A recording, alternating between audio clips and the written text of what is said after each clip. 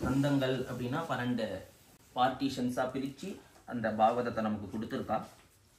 அதில் 8வது ஸ்கந்தத்தில் இந்த ஸ்ரீமத் பாகவதத்தில் இந்த கஜேந்திர ஸ்துதி அப்படின்றது வருது. 3வது சாப்டர். கஜேந்திரன் அப்படின்றது அது ஒரு யானை அப்படின்னு நமக்கு தெரியும். அந்த யானைக்கு ஒரு பெரிய ஒரு சங்கடம் வந்துடுது. சங்கடம்னா கஷ்டம். என்ன கஷ்டம் அப்படின்னா, ஒரு நதியில் இறங்கிறது ஒரு முதல்ல அதனுடைய காலை பிடிச்சிடுறது அப்படின்றது கதை. இங்கே நமக்கு நிறைய கஜேந்திரன் இருக்காரு. நிறைய கஜேந்திரன் இருக்காரு. அந்த காலை பிடிச்சிடுறார் அப்படின்ன உடனே முதல்ல நமக்கு ஒரு கஷ்டம் யாரும் வரணும்னு நினைக்கிறது கிடையாது. ஆனால் வாழ்க்கையில் கஷ்டம் இல்லாமல் இருக்கிறது இல்லை. ஏதாவது ஒன்று வந்துடுறது, ஒரு சங்கடம், சின்னதோ பெருசோ. அது எந்த அளவுக்கு போகிறது இந்த யானைக்கு அப்படின்னுட்டா, கூட்டமாக வருது. தண்ணியே இல்லாமல் தவிச்சுன்ற அந்த யானை வருது. இந்த யானை தான் காலில் உள்ள வைக்கிறது அப்படின்ட்டு இல்லை, எல்லா யானையுமே தண்ணியில் இறங்குறதே இந்த ஒரு முதல்ல அதை பார்த்து இந்த யானையோட காலை கரெக்டாக பிடிச்சிருது. அதுக்கு பாகவதம் அழகா ஒரு பதம் சொல்றது, காலச்சோதிதா அப்படின்னு சொல்றது. என்ன என்னன்னா, தெய்வம் நம்மள சோதிக்கிறது அப்படின்னு நமக்கு கஷ்டம் தான் சொல்லிடும். நான் வந்து தினமும் கோவிலுக்கு போறேன், தினமும் சாமிக்கு விளக்கேத்துறேன், எல்லாம் பண்ணுவோம். பண்ணிகிட்டே இருந்தாலும் ஏதாவது ஒரு கஷ்டம் வந்துடுத்தோன்னே நேராக உடனே அங்கே போய் குத்தம் சொல்லுவோம். மற்றதெல்லாம் விட்டுவிட்டு அங்கே தான் முதல்ல நம்மளுடைய புத்தி அங்கே தான் போகிறது. ஏன்னா ஈஸியாக ப்ளேம் பண்ணுறதுக்கு திருப்பி அங்கேன்னு கேட்க மாட்டார், ஏன் என்ன சொல்கிற அப்படின்னு. அதனால் ஈஸியாக நம்ம ப்ளேம் பண்ணலாம். மற்றவாள் யாரையா ப்ளேம் பண்ணோன்னா என்ன நீ எப்படி சொல்லலாம் அப்படின்னு கேள்வி கேட்பார்றதுனால ஈஸி டு ப்ளேம். ஏன்னா சைலண்ட்டாக இருந்துடுறாரு இல்லையா, அதனால் அவரை ப்ளேம் பண்ணுறோம்.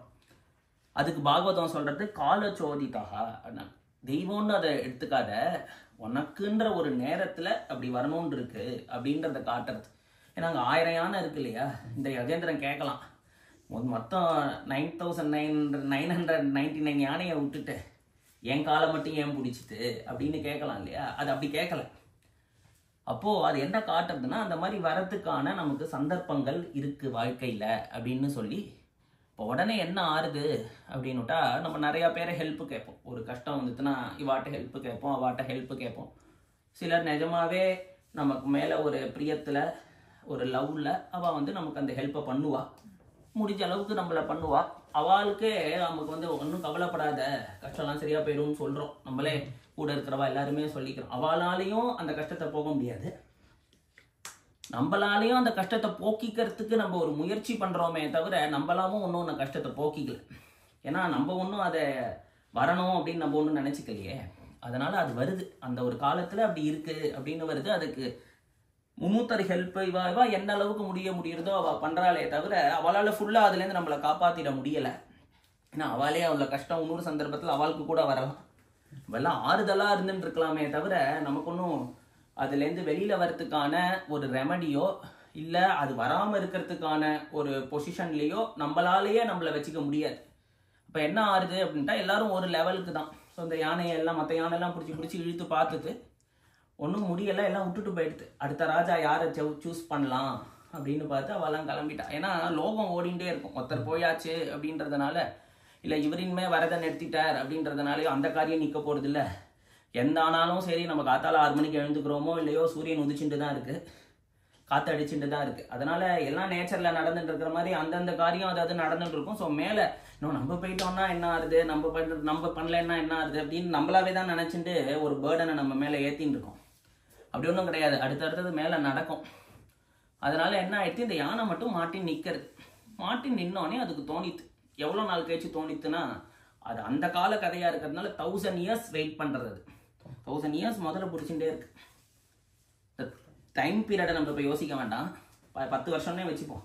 காலை பிடிச்சுட்டே இருக்கு, 1000 years பிடிச்சிட்டு இருக்கு அப்படின்னு வருது, பிடிச்சுட்டே இருக்கு. அப்போது அந்த யானைக்கு ஒரு நாள் தோன்றது திடீர்னு, 1000 வருஷமா நான் சாப்பிடலை, 1000 வருஷமா இந்த முதலையும் என்ன சாப்பிடலை, 1000 வருஷமா என்னை கடிச்சுட்டே இருக்கு, என் உடம்புல ரத்தம் போயிட்டே இருக்கு, எனக்கும் ஒன்றும் ஆகலை, நான் சாகணும் இல்லை அந்த முதலியாவது சாகணும். ஏன்னா 2 பேருக்கும் 1000 வருஷம் அப்படின்றது ஒன்றும் ப்ராக்டிக்கலி பாசிபிளாக இல்லையே. யாரோ ஒருத்தர் இறந்து போகணுமே, 2 பேருமே இறந்து போகாமல் இருந்துகிட்டே இருக்கோமே அப்படின்னு அதுக்கு ஒரு நாள் திடீர்னு தோணித்து. தோணோடனே அது நினைக்கிறது. அப்போது யாரோ நமக்கு ஒன்று மரணம் அப்படின்னு ஒன்று சம்பவிக்கும், அது கஷ்டத்திலே பெரிய துக்கம் அப்படின்னா அந்த துக்கத்தினால அது சம்பவிக்கிறது, அதையே ஒருத்தர் தடுக்கிறதுக்கு இருக்காம போல இருக்கு அப்படின்னு அன்னைக்கு புரியறது இருக்கு.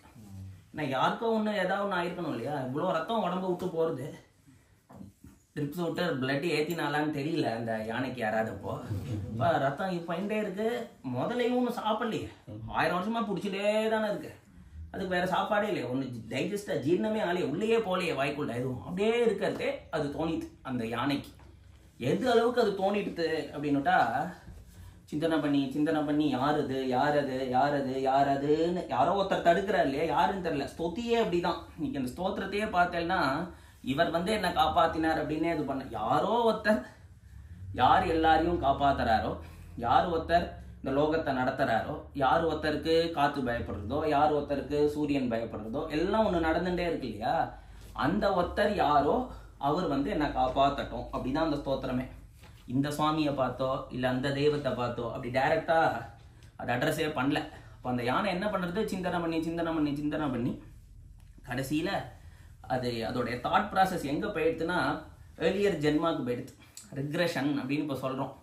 ஸோ அதை வச்சுட்டு நம்ம ஏர்லியர் ஜென்மாவில் இப்போ நம்ம ஒரு எக்ஸாம்பிளுக்கு சொல்கிறேன். இப்போ நமக்கு தண்ணியை பார்த்தா ஒரு பயம் வருது அப்படின்னு இருக்குன்னா அது ஏன் அப்படின்ற நமக்கு சைக்கலாஜிக்கலி நம்ம டிஸ்டர்ப் ஆகிறோம்னா அது ஏன் அப்படின்னு பார்த்தா, ஒரு எக்ஸாம்பிளுக்கு சொல்கிறா, போன ஜென்மாலேயோ இல்லை அதுக்கு முன்னாடி ஜென்மாலேயோ வாட்டர்னால நமக்கு ஏதோ தண்ணி நம்மளை பிடிச்சி இழுத்துருக்குமா, தண்ணியில் ஏதாவது நதியில் விழுந்து சமுத்திரத்தில் போய் விழறது, ஓஷனில் ஏதோ ஸ்லிப் ஆகி உள்ளே விழுந்து முழுங்கி அப்படி கூட நம்ம ஒருத்தரோட பிராணன் போயிருக்கலாம். இல்லை அந்த மாதிரி ஒரு இம்பேக்ட்ஃபுல் இன்சிடென்ட் எப்போ இந்த ஜென்மால இல்லை போன ஜென்மால நடந்திருக்கும் அப்படின்றத நம்மளுடைய சைக்கலாஜிக்கலி நம்மளை கண்டுபிடிச்சி ப்ரீவியஸ் ஜென்மாத்துக்கு போய் அதுதான் ஃபேக்டர் அப்படின்னு கண்டுபிடிக்கிற கான்செப்ட்ஸ்லாம் இப்போ இருக்கு.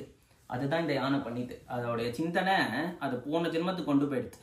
போன ஜென்மத்துக்கு கொண்டு போகிறது எந்தக்கு கொண்டு போகிறதுனா, யாரை நான் இப்போ ஏதோ ஒன்று சொல்லி அந்த ஒரு யார் நம்மளை காப்பாத்துறாரோ அவர்கிட்ட நான் ஏதாவது முறையிடணும் இல்லையா, அதை நான் போன ஜென்மத்தில் முறையிட்டு இருக்குது. அதனால அங்க போய் அந்த போன ஜென்மத்துல அது ஒரு ராஜாவா இருந்து அது பகவானை பக்தி பண்ணிருக்கு அப்படின்னு வருது பின்னாடி பாகவதத்துல. அந்த ஸ்தோத்திரம் அதுக்கு ஞாபகம் வந்துருதான். அப்போ அதுதான் இந்த கஜேந்திர ஸ்துதி. ஸோ அது இந்த ஏன்னா அது யானை எப்படி வாயை திறந்து பேசும் அப்படின்னு ஒரு கேள்வி கேட்கலாம். ஆனா பகவத் பக்திக்கு நம்ம நேரம் ஒன்று பேசணும் அப்படின்றதுல மனசு நமக்கு லயிச்சிடுத்துனா போதும். ஸோ எல்லா ஜீவராசிகளுமே பக்தி பண்றது. இப்போ நிறைய கோவில்லாம் போய் பார்த்தோம்னா காளஹஸ்தி அப்படின்னு ஒரு கோவில் இருக்கு. அங்கே யானையும் சிலந்தியும் தான் பகவானை பூஜை பண்ணிது. அதே மாதிரி திருவெரும்பூர் அப்படின்னு ஒரு ஊர் இருக்கு திருச்சி பக்கத்தில். அங்கே எறும்பு பரமேஸ்வரனை பூஜை பண்ணுறது அப்படின்னு வருது. அதனால எல்லா ஜந்துக்களுமே ஜீவன்களுக்குமே ஈஸ்வரனோட ஒரு கனெக்ஷன் ஏற்படுறது. அப்படி இருக்கிறதே இது ஒரு யானை பூர்வ ஜென்மத்தில் அது என்ன ஒரு ஸ்தோத்திரம் பகவானை சொல்லி பண்ணிட்டு இருந்ததோ அந்த ஸ்தோத்திரத்தை அது இங்கே சொல்றது. அதனால தான் பார்த்தோம்னா முதல் ஸ்லோகமே ஆரம்பிக்கும், ஏவம் வியவசிதோ புத்தியா சமாதாய மனோஹிருதி ஜஜாப பரமம் ஜாப்பியம் பிராக் ஜென்மணி. பிராக்னா முன்னாடின்னு அர்த்தம். பிராக் ஜென்மணி அனுசிக்ஷிதம். எப்போ இந்த யானை படிச்சுட்டு இப்போ திடீர்னு அதுக்கு தோணி ஒரு ஸ்லோத்திரம் பண்ணிட்டு தானா, இல்லை போன ஜென்மத்தில் அது பகவானை பூஜை பண்ணியிருக்கு. அந்த பூஜை அதுக்கு திங்க் பண்ணி யார் அதுன்னு அதுவே ஒரு ரிக்ரெஷன்ல பின்னாடி போயிடுது அப்படின்னு சொல்றோம். பூர்வ ஜென்மத்துல ஒரு ஞாபகம் அந்த ஸ்தோத்திரத்தை இப்ப பண்றது. அதுதான் இந்த ஸ்தோத்திரத்துல ஒரு பெருமை. ரெண்டாவது என்ன அப்படின்னா, எந்த தெய்வம்னு குறிப்பிடுறதே இல்லை. அது யார் ஒருத்தருன்றது அதனால ஒரு தெய்வம் வருது அப்படின்னு தான் பாகவதம் காட்டுறது. எந்த தெய்வம்னு சொல்லலை.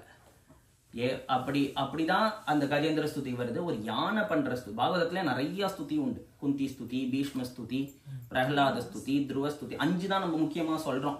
பெரியவாலாம் நமக்கு 5 ப்ராமினென்ட்டா இம்பார்ட்டண்டா எடுத்து கொடுத்துருக்கா. நிறைய இருக்கு. இன்னும் தேவர்கள் பண்ற ஸ்துதி, பிரம்மா பண்ற ஸ்துதி.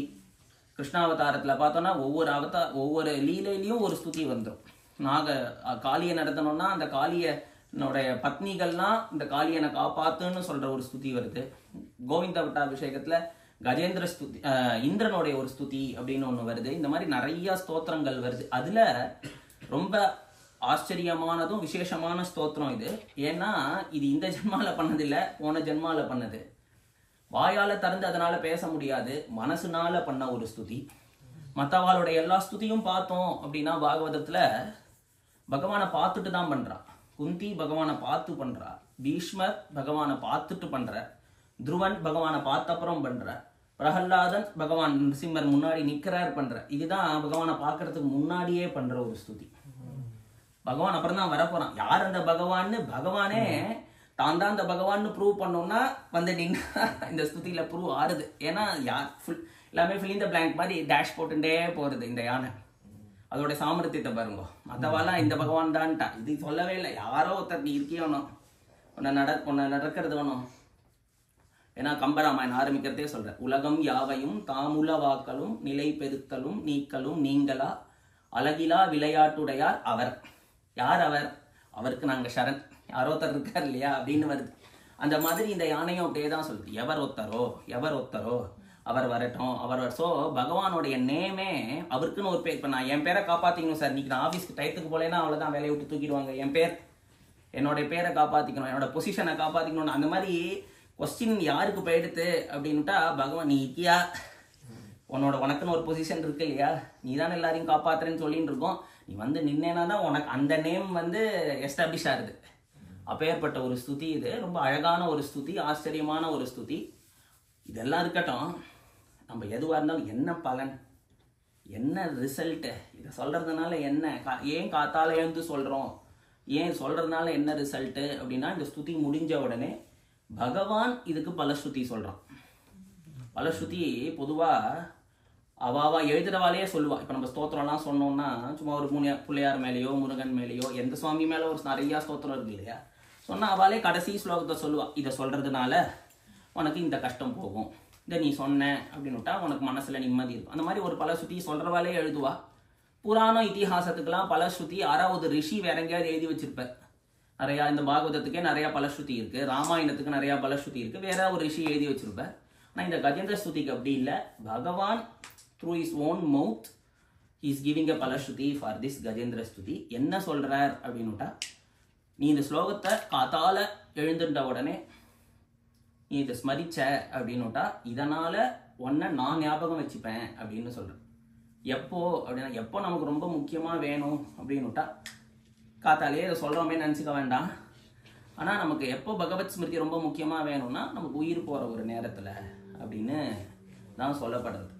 ஏன்னா அதுதான் ரொம்ப முக்கியமாக, அதுக்கு தான் எல்லாமே முயற்சி பண்ணுறோம். எல்லாரோட முயற்சியுமே எதுக்குன்னு நம்ம சாஸ்திரம் சொல்கிறதுனா, பகவான் அடையிறதுக்கு தான் நம்ம பிறந்திருக்கோம் அப்படின்னு சொல்கிறது. அதான் ஒவ்வொரு ஜென்மாலையும் நமக்கு வந்து நெக்ஸ்ட் ஜென்மா ரீபர்த் அப்படின்ற ஒரு கான்செப்ட் உண்டு நம்ம தர்மத்தில். ஸோ நம்ம திரும்பி திரும்பி அந்த பகவானை அடையாத வரைக்கும், அந்த ஒரு ஸ்டேஜ் அந்த ஒரு சுச்சுவேஷனுக்கு போகாத வரைக்கும் நமக்கு வந்து இதுலேருந்து ஒரு விமோச்சனம் கிடையாது. நம்ம திருப்பி இதில் பைண்ட் ஆகிண்டே தான் இருக்கும். ஸோ இதுலேருந்து நம்ம வெளில வரணும் அப்படின்றது தான் எல்லாமே நம்ம நாம சொல்கிறதா இருக்கட்டும், எந்த விஷயமுமே ஃபைனல் ஏதோ ஒரு விதத்தில் அங்கே போய் தான் நிற்கும். இப்போ நீங்கள் கங்கையில் குளிக்கிறதா இருக்கட்டும், எதுவாக எடுத்துக்கோங்க, உங்களை ஏதோ ஒரு விதத்தில் பகவான்கிட்ட போய் சேர்க்கணும் அப்படின்றது. அதெல்லாம் ஒரு இனிஷியல் ஸ்டெப்பு. இப்போ ஏபிசிடி கற்றுட்டோம் அப்படின்னா நம்ம இன்ஜினியர் ஆகிட்டோமான்னு, ஏபிசிடி கற்றுன்றதுனால தான் இன்ஜினியர் ஆகும். ஆனால் ஏபிசிடி நமக்கு இன்ஜினியரிங் டிகிரியை கொடுக்காது. பட் பேசிக் அங்கே தானே இருக்கு. அந்த மாதிரி எல்லாமே அதுக்கு தான். அப்படி போகிறதே கடைசியில், அதுவும் என் வாழ்க்கையே அப்படி போகிறதே எப்போ நமக்கு கரெக்டாக ஞாபகம் வரணும்னா கடைசியில் ஞாபகம் வரணும் அப்படின்னு சொல்கிறோம். இப்போ கடைசியில் ஞாபகம் வருது அப்படின்றது எப்போ அப்படின்னா, இப்போவே பண்ண ஆரம்பித்தா தான் அப்போ ஞாபகம் வரும். திடீர்னு ஞாபகம் வரும் அப்படின்னா ஒன்றும் ஞாபகம் வராது. அதனால தான் ஆழ்வார் சொல்றார், அப்போதைக்கு இப்போதே சொல்லி வைத்தேன் அப்படின்னு. அந்த பாசுரத்துலையும் யாரை தெரியுமா ரெஃபர் பண்றார்? கஜேந்திரனை தான் ரெஃபர் பண்றார். யானைக்கு நீ அருள் செய்தமையால் அப்படின்றார். யானைக்கு நீ அனுகிரகம் செய்த இல்லையா, ஏன் அதை சொல்றாருன்னா, யானைக்கு எழுதி கொடுத்துருக்கேன்னு சொல்ற. நீ யானைக்கு கடைசியில நீ என்ன நீ சொல்லிட்டு இருந்த நினைச்சிட்டு இருந்த அப்படின்னுட்டா, அந்த யானைக்கு நீ எழுதி கொடுத்துருக்கியே, அந்த மாதிரி எனக்கும் எழுதி கொடு அப்படின்னு கேட்கிறார். அதுக்கு நான் வர்த்தி ஃபெலோவா, வர்த்தி பர்சனா அப்படின்னு நீ நினைச்சிருந்தேன்னா ஆமா, ஏன் இப்ப சொல்றேனே, அப்போதைக்கு இப்போதே சொல்லி வைத்தேன். அப்போ வருமானு எனக்கு கேரண்டி இல்லை. அந்த கேரண்டியில நீ பார்த்துக்கோ. கஜேந்திரனுக்கே எப்படி ஞாபகம் வந்ததுன்னா பகவான் நினைச்சதுனாலதான். அதாவது ஏன் ஒரு ஸ்தோத்திரம், நமக்கு பகவான் நம்மள நினைச்சதுனாலதான், நம்ம வாக்குல நம்ம நாமா சொல்றதுனால பகவானை நம்ம நினைக்கிறோம் அப்படின்றது ஒரு சைடு, ஒரு ஒரு விதத்துல நம்ம பார்க்கிற ஒரு விஷயம். இன்னொரு விதத்துல ஏன் நாக்குல நாமா வருது அப்படின்ட்டா பகவான் என்ன நினைக்கிறான் அப்படின்னு தான் பாகவதம் சொல்றது. அஜாமிலன் அப்படின்றவன் பகவானை கத்துறான் இல்லையா, நாராயணான். பகவானை கத்தல, நாராயணான்னு கத்துறான் இல்லையா. இப்போ பாகவதம் சொல்றது ஏன் இவனுக்கு நாராயணான்னு கத்தினான்? பகவானை நினைச்சிட்டு கத்தலாம நாராயணான் பையனுக்கு பேர் வச்சான். போனா போறது பழிச்சான். அவன் என்ன ஆச்சு அப்படின்னா நாராயணான்னு கத்தின உடனே பகவான் உடனே ஏன் இவன் நாராயணான்னு கத்தினான்னு பாகவதமே ஒரு கொஸ்டினரியை கிரியேட் பண்ணி அது பதில் சொல்றது இல்லை, பகவான் இவனை நினைச்சிருக்கான். அதனால அப்போ அந்த ஒரு யார அஜாமிலனே, அவனோட மோசமானவன் யாரும் இருக்கவே முடியாது. ஏன்னா பாகவதம் இருக்கிறதுலே ஒஸ்ட் பர்சனா இருக்கிறதுலையே என்னெல்லாம் தப்பு ஒத்தன்ட்டு இருக்க முடியுமோ எல்லாமே அஜாமிலன்ட்டு இருந்தது. அஜாமிலன் தான் நமக்கு ரெஃபரன்ஸ்.